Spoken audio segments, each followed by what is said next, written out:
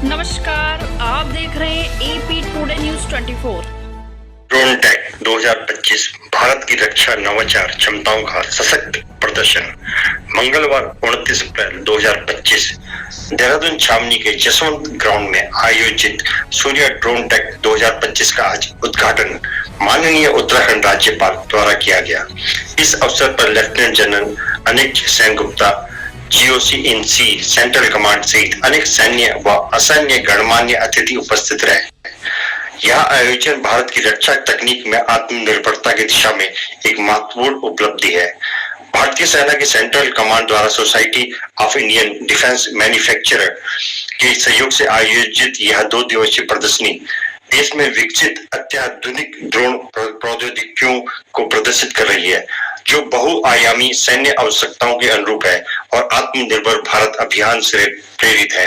कार्यक्रम का शुभारंभ एसआईडीएम के अध्यक्ष के स्वागत भाषण से हुआ, जिसमें नवाचार, सहयोग और भविष्य की सैन्य आवश्यकताओं पर बल दिया गया।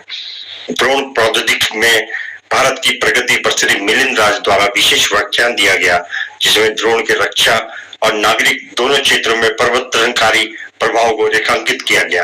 लेफ्टिनेंट जनरल अनिल सेनगुप्ता ने अपने संबोधन में कहा कि अमानवीय प्रणालियों आज की रक्षा प्रणाली का अभिन्न अंग बन चुकी हैं।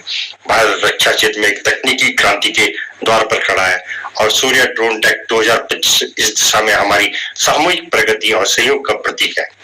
माननीय राज्यपाल ने अपने भाषण में उभरती तकनीकों की भूमिका पर प्रकाश डालते हुए कहा, ड्रोन प्रौद्योगिकी केवल रक्षा क्षेत्र में ही नहीं बल्कि कृषि, आपदा प्रबंधन एवं अवसंरचना जैसे क्षेत्रों में क्रांतिकारी परिवर्तन ला सकती है।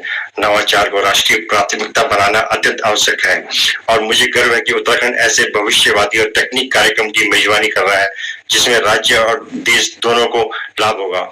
उन्होंने भारतीय सेना की मध्य कमान और एसआईडीएम के बीच सूर्य ड्रोन टेक में के इस अति उज्जवल तकनीक और भविष्यात्मक सहयोग की प्रशंसा की और इससे भारतीय सेना को भविष्य में ले जाने वाला कदम बताया। इस कार्यक्रम में आकर्षण आधिकारिक उपकरण सूची का विमोचन था, जिसमें ड्रोन नवाचार और क्षमता में नवीनतम प्रदर्शन किया गया। इस कार्यक्रम में गणमान्य व्यक्तियों के बीच स्मृति चिन्हों का आदान प्रदान भी हुआ, जो सहयोग और तकनीकी उन्नति की भावना का प्रतीक है। प्रदर्शनकारी विशेष झलकियों में ड्रोन की लड़ाकू और प्रबंधन क्षमताओं पर आधारित लाइव और डेमो शामिल था, जो आधुनिक युद्ध क्षेत्र की आवश्यकताओं को ध्यान में रखते हुए प्रस्तुत किया गया। साथ ही मुख्य अतिथि द्वारा स्टॉलों का भ्रमण कर नवीनतम प्रणालियों का प्रत्यक्ष अवलोकन किया गया। सूर्य ड्रोन टेक 2025 के आयोजन के मुख्य उद्देश्यों में ड्रोन प्रणालियों का गहन मूल्यांकन, संभावित रक्षा एकीकरण के लिए उच्च प्रदर्शन करने वाली प्रणालियों की पहचान और निर्माताओं को अपनी पेशकश को पुरस्कृत करने के लिए कार्रवाई योग्य फीडबैक शामिल है। इस आयोजन से प्राप्त जानकारी भविष्य के अनुसंधान एवं विकास को दिशा देगी और रक्षा खरीद के लिए गुणवत्ता आवश्यकता क्यूआर को आकार देगी, जिसमें भारतीय ड्रोनों की 24/7 तैनाती के लिए तत्परता को बल मिलेगा।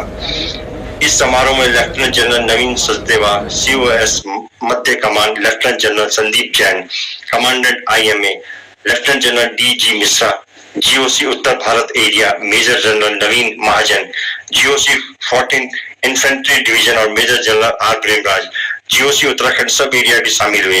यह आयोजन न केवल भारत की तकनीकी आत्मनिर्भरता का परिचायक है, बल्कि यह रक्षा और प्रौद्योगिक जगत के प्रणाली अग्रणी विशेषज्ञ के बीच संवाद एवं सहयोग को प्रोत्साहित करता है।